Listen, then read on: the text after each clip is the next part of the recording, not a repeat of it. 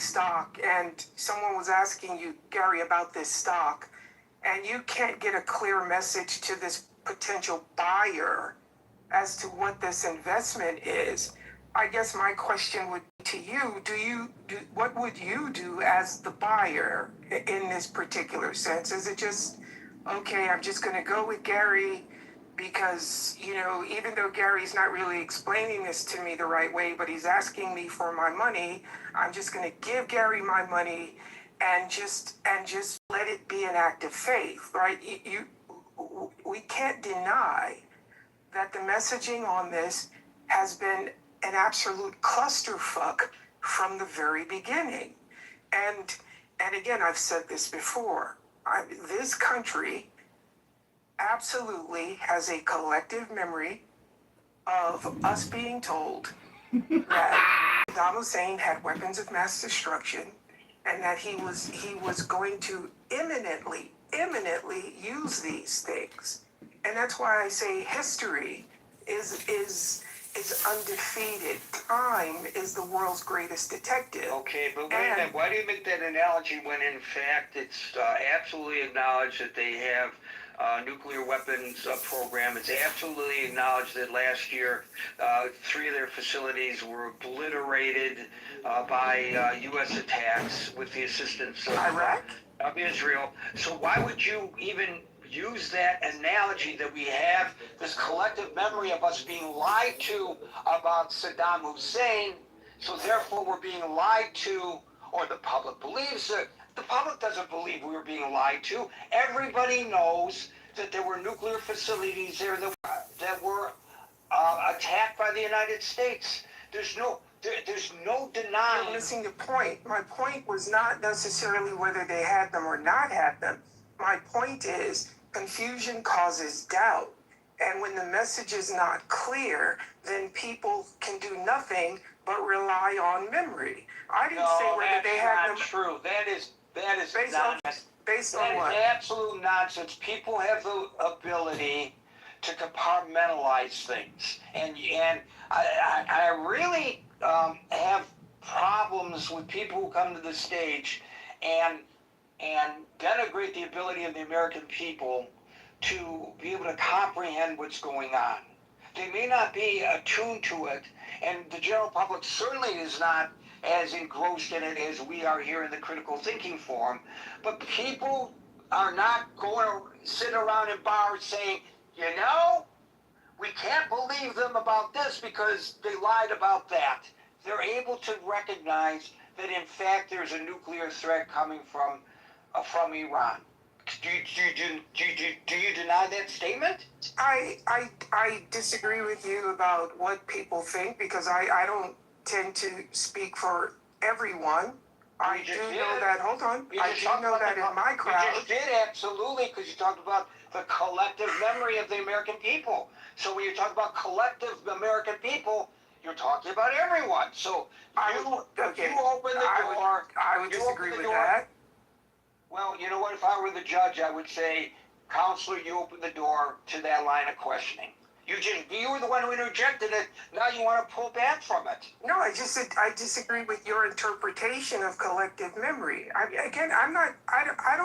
don't think we're disagreeing. I'm kind of lost here because the only thing I'm saying is I came up to agree with Anson that this was not sold correctly and that people have a right to say, hey, am I being told the truth? And it kind of feels like what the opposite opinion is like, well, no, people should just agree to agree or just step aside. And I just somewhat, I'm not even disagreeing with you, Gary. I just disagree with the premise that this was not sold the right way.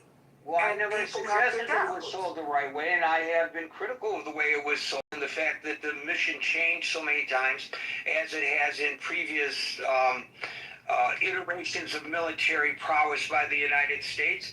My only objection is that you used as your analogy the weapons of mass destruction allegation vis-a-vis Saddam Hussein, and then you superimpose it over this, and I object to you doing so, because it's not the same thing, and you're implying, while saying, well, I'm not really saying it, but you certainly are implying that that's what's happening here, and you and I both know that's not what's happening here. That is a technique of debate, but it's not a fair technique of debate.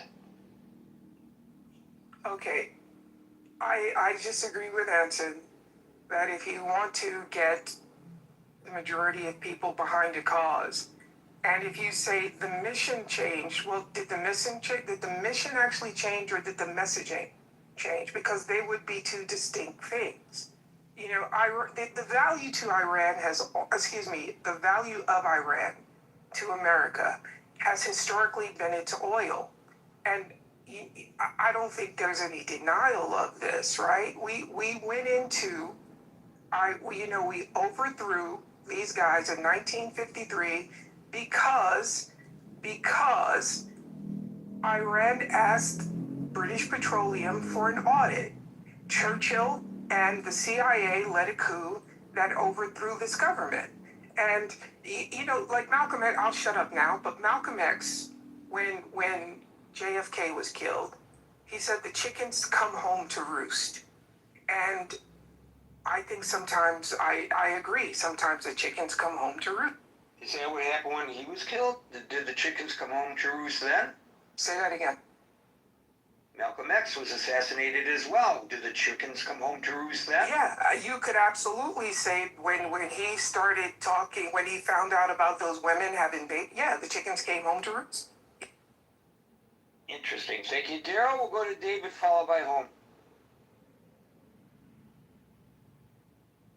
Yeah, Gary, great room so far. Appreciate the dialogue here.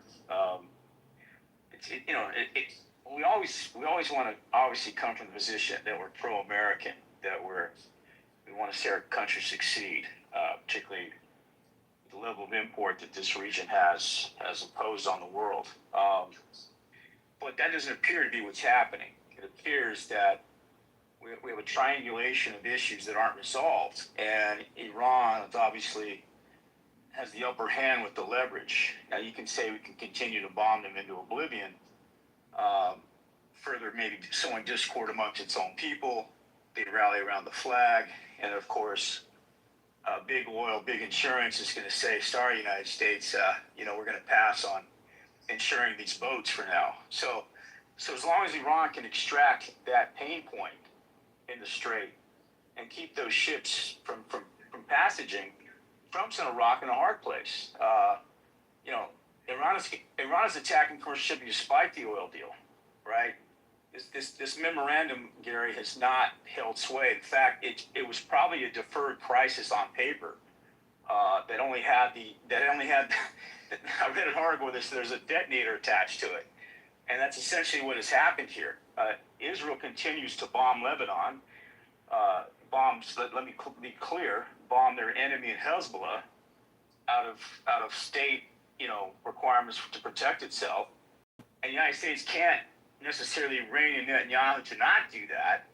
And so Iran's saying, well, the gloves are coming off. And now Trump is looking at facing defeat on two fronts.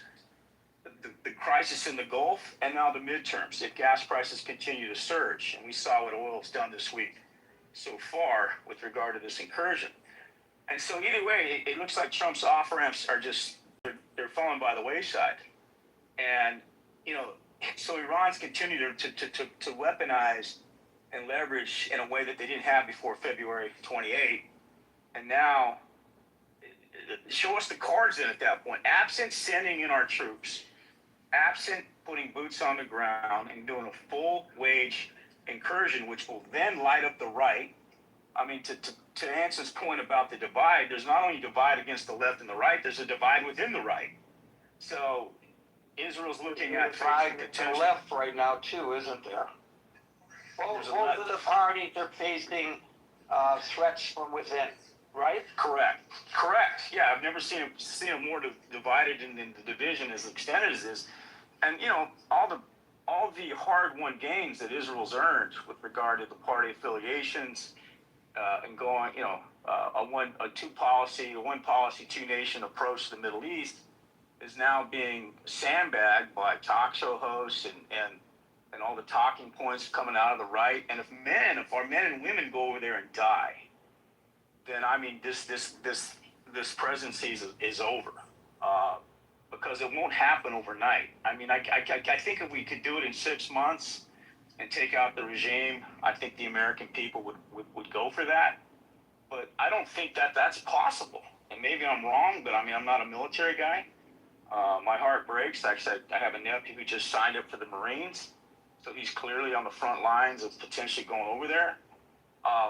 But make no bones about it, Gary, Iran is not afraid of whatever the hell they signed. They're not going to be beholden to something where they feel their interests aren't being served, right? And maybe they're using this latest incursion with these ships to extract an even better deal. And I don't think Trump is in a position to get a better deal than the one that he got. So that's I think that is what Iran is bargaining for here, is to get more leverage, get more of a position with regard to the rebuilding their economy, and of course controlling the ships and setting the freight. I'm going to check you on that. If they were interested in rebuilding the economy, they would have adhered to the Memorandum of Understanding, because the Memorandum of Understanding opened up the floodgates for them to receive billions of dollars, literally. And so if it was about the economy, they would have said, okay, we'll go along with this. But it's not about the economy. My question is, who threw the first punch? Did Iran throw the first punch? Yes, the Iranians threw the first punch in this Memorandum of Understanding. They broke it. They attacked 2 oil ships in contravention of the Memorandum of Understanding. They were not supposed to do it in the first place, and they did it anyway. Stop and think about it. If you look at it logically, which of course we cannot when it comes to Iran, look at it logically. Listen, Iran, all we're asking is that we return to the way it was before with regard to the Strait of Hormuz. We're not asking you to give up anything. We just want the Strait of Hormuz to be open like it was before all of this started. And you know what? We'll remove the sanctions. We'll let you do international banking. We'll return your money that we are holding offshore. We'll give it to you. You can rebuild your economy. Knowing Donald Trump, maybe he'd go in there with the Trump organization and make some money rebuilding their economy with gold-plated buildings all over the damn place with the name Trump on them all. They had all of that. And yet, no way am we going to uphold this. We're going to attack 2 ships on the Oman side of the strait because we can do it, and we're going to show the big evil empire, the United States, we can. Doesn't matter what Memorandum of Understanding we signed. We can do whatever we want, and that's what they did, David. So what would you expect the president to do at that point? Well, then the response needs to reflect the breach of that agreement. Now, we're clear. He bombed 90 sites in one night. Yeah, but then he's It absolutely reflected the breaking of the agreement. 2 nights in a row. It absolutely reflected the breaking of the agreement. What did you expect? As he said, what did you expect him to do? Well, can I make one comment to you, David, on something you said? The question I have is, sorry, Adam, the question I have, does this agreement mean Israel's supposed to stand down as well, and was that broken? Israel was not part of the agreement, so why what Israel does. We cannot mandate what Israel does. We don't have the power. We don't control their political system. We don't control their military. We don't control their air force. We can't mandate that they stand down. We just can't. And let me just say as an aside, Abby, if you don't mind for a moment. Let me just say as an aside, that kind of conflation, I'm not saying there isn't an Israel aspect here, because Israel certainly stands to gain by the demise of this regime. Israel certainly stands to gain by the eradication of the terrorist groups that Iran funds. Israel certainly stands to gain by the elimination of the nuclear threat of Iran. Absolutely true. But to conflate everything with Israel is a very dangerous thing. Why do I say it's dangerous to do that? David doesn't have a mean bone in his body, I believe. But I will tell you, David, why it's mean. A very dangerous thing to do. Yesterday, a guy from Delaware County, Pennsylvania, was arrested by the Pennsylvania State Police for walking into a state legislator's office for help with resolving a back tax issue he had, and suggesting to the people there that he was going to go and set the governor's mansion on fire again, because the first time it was set on fire by an anti-Semite who set it on fire because Shapiro somehow is responsible for the actions of a nation 5,700 miles away. Shapiro has to be taken out. So, and his family, the guy said. So he's going to go back there and set that mansion on fire again and finish the job the first one did, get rid of Josh Shapiro and his family, as if the governor of Pennsylvania, because he's a Jew, has anything to do with the policies of Israel, whether you agree with those policies or disagree. I'm going to call bullshit from now on anytime somebody says he's doing what Benjamin Netanyahu told him to do. Nobody tells Donald Trump what to do. Some people say that's really a great part of his personality. Some people say he's an egomaniac and he should park it and listen to his advisors when they tell him what he should or shouldn't do. But I think we can all agree, whether we adore the man or whether we hate the man, nobody tells him what to do, much less Bibi Netanyahu. And so let's not conflate something that doesn't really exist here. Yes, we have mutual interests vis-a-vis Iran, and it's an absolute imminent threat to Israel, Iran, not so much to the United States, but we're not completely identified from it. But that does not mean that we are doing Bibi Netanyahu's bidding here. And, you know, I'm not making that claim. No. But I'm trying to explain to you, by conflating the two in the manner in which you did, you're putting Jews here in the United States in danger. Not you. I'm just saying, when people do this, they put Jews in the United States in danger. Because every one of these attacks on the Jews, the claim is they're attacking the Jews because of what's going on. What about the babies in Gaza? What does a Jewish person walking out of a synagogue in Brooklyn have to do with the babies in Gaza? Do I know whether he supports the Israeli policy or not? I don't know, and it's none of my business. And even if he does support it, what does he? Do they take a referendum of the Jewish populace in the United States before deciding what they're going to do over there? Does anybody really logically believe that? So I'm calling bullshit on the analogy and merging the two issues. There's an overlap, yes. Yes, there's an overlap of interests. But on at least two and maybe three occasions that we know of, the President of the United States picked up the phone and called the Prime Minister of Israel, the leader of a sovereign nation, and said to him, "What the fuck do you think you're doing?"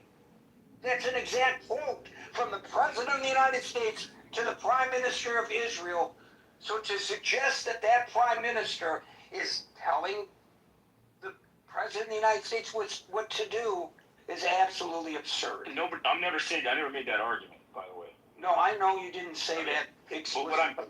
But the optics of a prime minister, of Netanyahu, making many visits to the United States to meet with Trump and all that, it provides, unfortunately, these ignorant talking points. Oh, okay.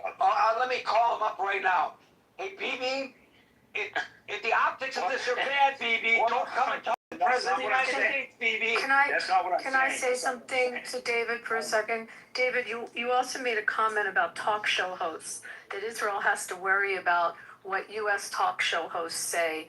I need to quote Golda Meir, one of my favorite quotes, and she said, if we have a choice between being dead and pitied and being alive with a bad image, rather be alive and have the bad image. So much for the talk show hosts. It's a sovereign nation trying to stay alive and not be annihilated by the threats coming out of Iran. Right. Right, and to my point, these talk show hosts, I'm not so much concerned about what they do in terms of impressions of Israel. Israel's going to do what Israel needs to do. A pox on them for ginning up hatred against Jews in the United States. Absolutely. That's my concern about the talk show hosts. Now, you're going to blame that on Bibi? Because if Bibi wasn't attacking in Gaza and in Lebanon, these talk show hosts wouldn't have the fodder to turn the populace against the American Jews? Come on. That's the line of reasoning that's out there. And it's got to be challenged every time that it is made, in my opinion. And that's why I've devoted almost 100% of my writings, if you've noticed on my social media, to this issue, protecting the Jews. Because they're under unbelievable duress in the United States of America and around the world in the diaspora. Yeah, absolutely, Gary. I don't fault you at all for your campaign. I think it's very timely and necessary, and more journalists need to take to the airwaves and the internet to do that. No, absolutely, and it's an unfortunate the threat against the president, the threat against a governor of a state. Yeah, for sure, 100%, Gary. I bet you 9 out of 10 people. Not just that, Gary. A potential presidential campaigner for the United States. Did you know about this threat before I mentioned it? The second one? No. Yeah, no. Why? Why is it not getting coverage? When Gretchen Whitmer, when they busted those guys for plotting the kidnapping and killing of Gretchen Whitmer, it became national news, and rightly so. How come this hasn't become national news? Right. Absolutely. Come on. Let's call it for what it really is. And I'm not blaming you for the problems of the Jewish people at all, David. Thank you. I appreciate it. No, I know you're not. I appreciate that. I know you're not. Okay. All right. Well, those are my points. Thank you for letting me speak. And hopefully the others can have time to say what they need to say. Thank you, David. Let's go to Homer, followed by Philip.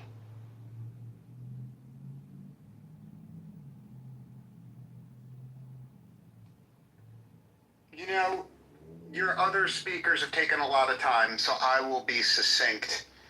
I think Iran has had every opportunity for peace, and they've provided clarity by continuing to attack the world. And I'll be the only person on this stage to predict the regime will be overthrown, they'll be washed away by history, and no regime will deserve it more. And I'm done speaking. You just want to trigger Marshall by using the term succinct. He's the person I got it from, which is why I don't like it. Oh, come on. Come on. Just because you and he... Yeah. Oh, I know. Philosophically... It's a really petty thing. Very petty. It's as petty as the president. All right, let's move on from that very succinct discussion between Marshall and me and go to Philip, followed by Amir. Gary, thank you very much. Yeah, I just want to, about this MOU and some of the discussions in the room last night when somebody actually read the wording of the MOU. And when it comes to the Strait of Hormuz, I think it said something about making the best effort to keep it open, which of course brings me back to the point that there's a lot of factions in Iran, and there's some people that's heavily opposed to any kind of peace negotiations. And I think it might be difficult to keep the people that actually signed that MOU responsible for what happens in the Strait of Hormuz. Therefore, the wording, their best effort. But of course, the United States is quick on the trigger. And like was mentioned, 90 sites was struck by missiles. Also, just of course, it made me think of the fact that with great power comes great responsibility. And of course, you know, it might be argued that some in Iran might see the United States as an existential threat. I mean, it was the United States which plotted and then assassinated the Ayatollah, was it not? And half of his family, which of course violence begets violence. So when the Ayatollah is being buried, you know, I don't know, you know, to me, you know, those people shouting those, you know, horrible things. But I mean, it's what, there's a difference between what you hear and what you actually see. You know, what's actually happening. So I think, you know, people are not like water, just like in the United States. There's many different opinions and factions, and it's the same in Iran. And there's people like Stefan who spoke earlier who was thanking Donald Trump and, you know, for the assassination. Whereas there's other people that's willing to take up weaponry and try and shut the whole process down. So yeah, I think it's a really difficult situation. I think that there must be some kind of negotiated peace. One should never give up hope on that. I think you know, religious fundamentalism carries some blame, and education and a proper example, and not always to answer violence with violence.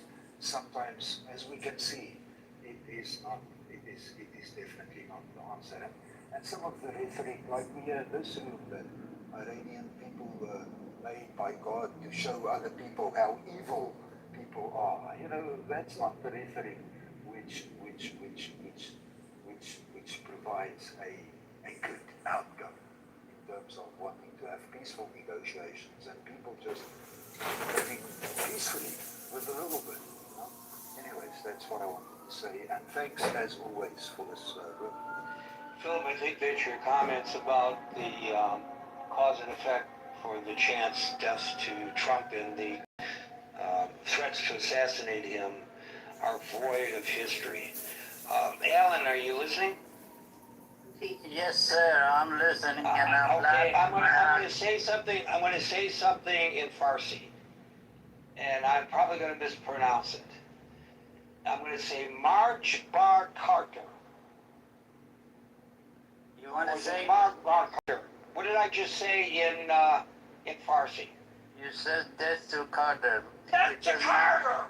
Mark Bar Carter. This Death to Carter. I hope the rest of the world. Were they not shouting death to Carter outside the U.S. Embassy during the Iranian? They were doing it in Arlington, Texas, in the UTA. What are you talking about? Thank you very much, Alan. Thank you very much. But I hope, let me make one wish. I hope 99.9% of the world, they think like Philip. Because he thinks we are dealing with a bunch of angels. He was pissed off because I said 99% of these people, they don't care about human lives whatsoever. If they did, they wouldn't burn 7,000 of them people in the bazaar of city of Rasht, which is on the border of Caspian Sea, Philip. I hope you heard me. And you want to sit down and talk to these people. Negotiation. Yes. Peace talk. You sit down, talk to the peace. It shoot the son front of the father, and they make the father 75 million toman pay to get the body for the bag, and the bullet hit his son and it killed him. You want to sit down on the table and negotiate with these people. Thanks to you. I hope the rest of the world think like you. We will be living in the heaven. Back to you. And remember, as Alan sometimes mentions, he hasn't mentioned it today, their governmental philosophy, which is a theocratic philosophy, is to spread this around the world, starting with Europe. That's not an opinion, that's a fact. Amir. Well, I just want to say that I'm here in South Africa. If I would want to share the atrocities that can occur, I mean, it would be shocking to all of you, but I don't, because I want to have hope for a world where we can live in some kind of negotiated peace. So I'll go out with, all we are saying is give peace a chance. And as I said when I first sang it, that's one of my favorite songs. But you know, you and I, Philip, can negotiate a peace. If we're having an argument, you and I can negotiate a peace. Why? You and I are reasonable people, and we will say, well, it's to the benefit of both of us to resolve this. This regime does not think the way Philip and Gary do. Amir. Hi there, guys. Hi, Alan. I just wanted to just basically confirm what you just said about charging for bodies. This has not changed one iota from 47 years ago, when they actually shot people and then they charged for the bullet. This regime is very, very consistent in what Alan has just said. I just wanted to confirm that. My next point is regarding what you said, Gary, regarding the issue that the Jewish people are facing in America. And I don't know if you remember when Ahmadinejad was in power, he actually set up a conference in Tehran, and there were a big number of Jewish people that some I remember that were from New York, and they came and attended to the conference, and they were actually against Israel and what Israel was doing at the time in the West Bank by demolishing houses and what have you. So I don't really understand how people can decide which Jew is it? Is it the one that's against Israel, or is it the one that's pro-Israel when they attack them in the US, or when they sort of talk against it and being anti-Semitic? So that's quite a question for me. What I really wanted to say is what Darrell, I think, talked about, and he talked about the value of Iran to the United States being loyal. I'd like to make a point, and this is quite an important point, which is often misunderstood. You know, there is a massive difference between Iran and the two countries that we often talk about, Russia and China, because we put these three countries together very often, and there is a big difference between them. And that is if you like, the cultural divide between the vast majority of the people in Iran and the regime in Iran. Okay? Vast majority of people in Iran, culturally, they lean very much towards the Western values. The freedom, democracy, secularism, liberalism, multi-party stuff, etc., etc. Whereas the whereas we know that the regime in Iran is completely the opposite. The slogans and the rhetoric in the past 47 years is a clear testament to that. Now, this is definitely not the case for Russia and Russians and China and the Chinese. There is no such a divide culturally between the people and the government in these two countries, namely Russia and China. So I think that is quite an important factor which should not be ignored. I actually think Iranians, the vast majority of the Iranians, have a great potential to be a kind of a genuine friend of the West, in particular the US. And that's an important consideration. I think that's often missed. So I really wanted to make that point, which is quite important.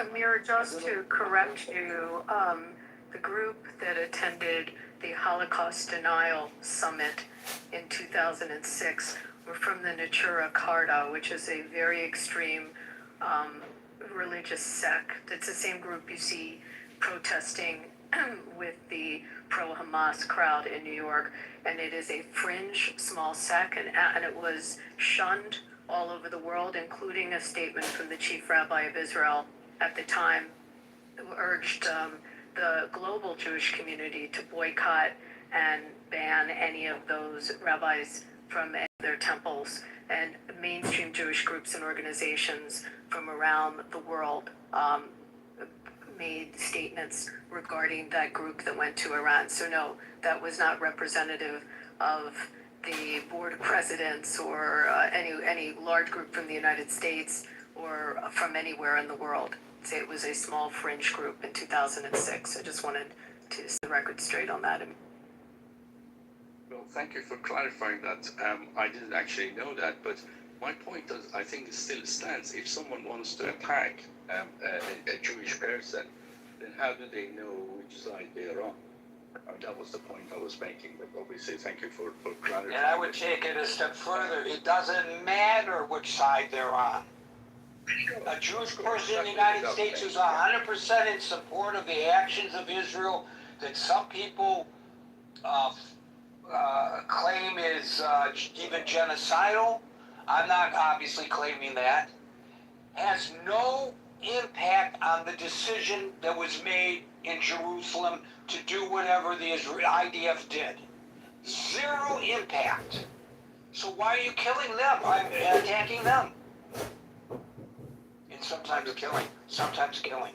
Doesn't matter whether they are in agreement or disagreement with the state of Israel.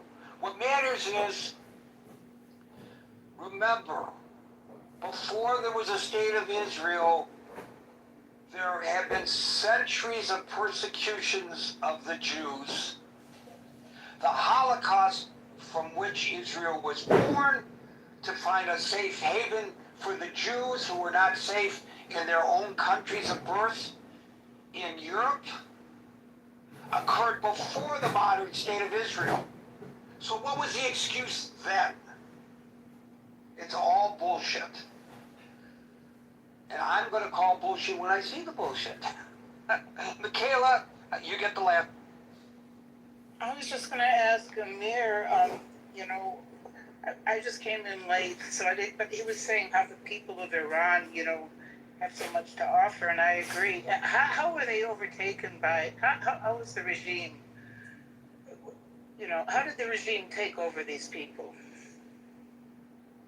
Well, I think the way it happened, obviously the revolution was for the right reasons, if you like. It was the majority of the people. I mean, a lot of people call it, don't like to call it a revolution, but it had all the hallmarks of every type of revolution from the social science point of view.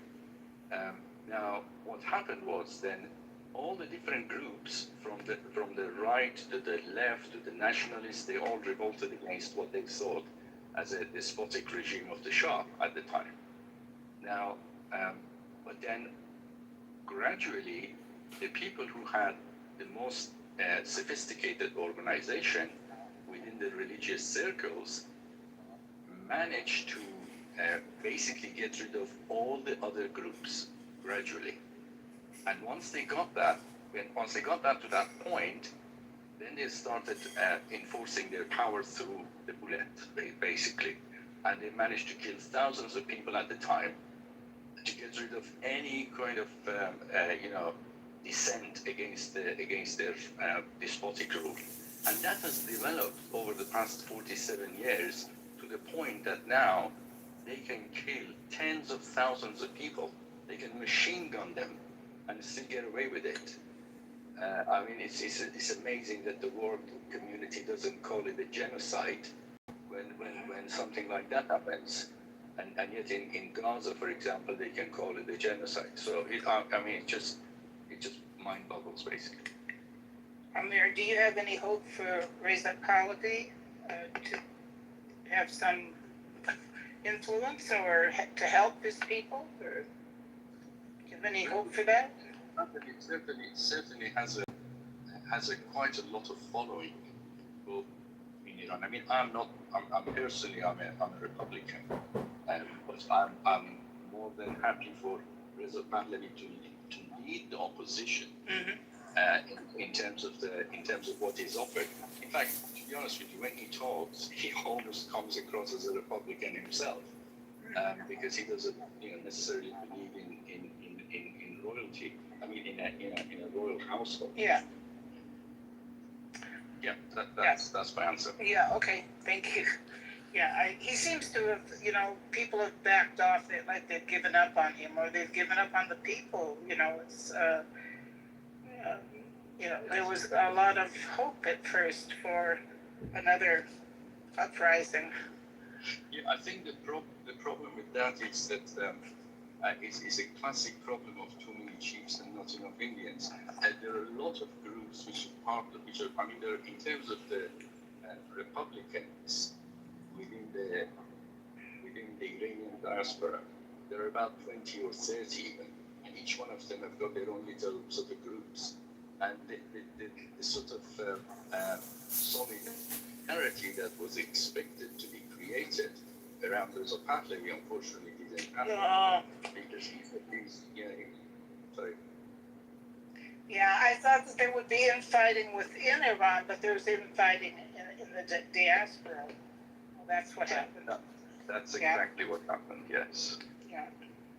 That's too bad. Very bad. So Pahlavi, by the way, has said publicly that what he aspires is to lead a temporary interim government, and then let the people of Iran decide what form of government they want. And then once they decide what form of government they want, he wants them to have free and open elections, and then he would step down. He has no desire, as Amir says, at least publicly, of maintaining some royal ascension as had been the case before. Right, Amir? The problem, Gary, was that Donald Trump decided that he would choose someone from inside Iran to have a deal with. I think, and he basically dropped Reza Pahlavi, and that was a mistake. Amir, he said that, but that doesn't mean Iranian give up on him. See, the reason, Gary, he said that, it is because the propaganda machine outside Iran, they are financially well up to above them head. They don't hesitate to spend millions of dollars just for being to do this. They use this thing outside of Iran. They says, look at Afghanistan, look at Iraq. If America attack us, the Taliban, they're gonna destroy you. This is the scare tactic this regime use in Iran. The same thing is outside. So Reza Pahlavi is a lot smarter than this. And he says, that's what he says from the beginning. He says, I am just the source, can pass your word with the 7 language I know to the rest of the world. I can sit down with the delegate, I can sit down with the government, I can bring your voice to them and tell them, this is all I'm trying to do at this moment. When we go, and then he set up the temporary plan for changing the regime, there won't be any vacuum involved. And then he says after that, it's up to the people.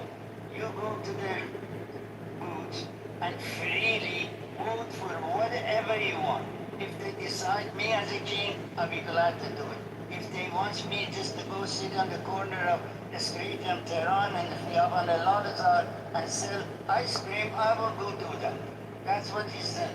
I don't know how clear he can be, but the propaganda machine grab a word and switch it to the different. A lot of people really unfortunate, and I think some of them reached Donald Trump's ears. A lot of time, folks were here Monday through Friday from 5 p.m. in New York Time, so until 5 p.m. in New York Time on Monday for the next edition of the Critical Thinking Forum. Everybody be safe, be well, have a great weekend, and peace out.